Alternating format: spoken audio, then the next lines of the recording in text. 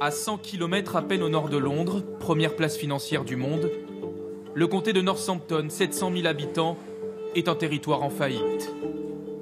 La collectivité n'a plus les reins assez solides pour équilibrer son budget et financer ses services publics. Dans certaines rues, les déchets et les encombrants ne sont même plus ramassés.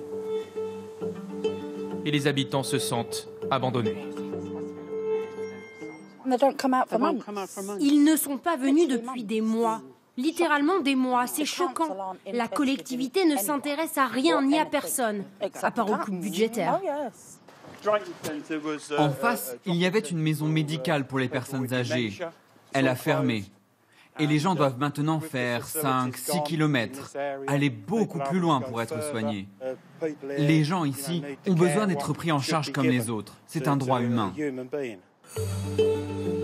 Ces 8 dernières années, le gouvernement britannique a réduit de moitié ses dotations aux collectivités locales. Une cure d'austérité qui a forcé le comté de Northampton à opérer des coupes budgétaires drastiques pour tenter de survivre. Jusqu'à vendre en février dernier pour combler son déficit, son siège flambant neuf pourtant inauguré 3 mois plus tôt. Ça, c'est le nouveau bâtiment du comté. Il a coûté plus de 50 millions d'euros. Et il a été revendu parce qu'il y avait un besoin urgent de liquidité. Sauf que maintenant, nous payons un loyer au nouveau propriétaire pour pouvoir occuper les lieux. C'est un vrai gâchis.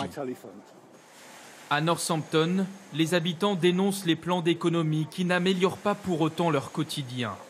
Les impôts locaux augmentent d'année en année, alors que l'aide de la société se réduit comme peau de chagrin. Cette famille élève 4 enfants. 3 sont handicapés. Elle subit chaque jour le manque de travailleurs sociaux que la collectivité n'a plus les moyens d'embaucher et de payer. Nous n'avons pas reçu la visite d'un kinésithérapeute depuis 4 ans maintenant. On a demandé de l'aide, mais comme l'assistante sociale est débordée, elle ne peut pas être là aux heures où nous aurions besoin d'elle. Moi, je ne suis pas éternelle. Je me demande comment on va réussir à gérer la suite, les prochaines étapes quand ils vont grandir, alors que ce sont les travailleurs sociaux qui devraient nous apporter ces réponses.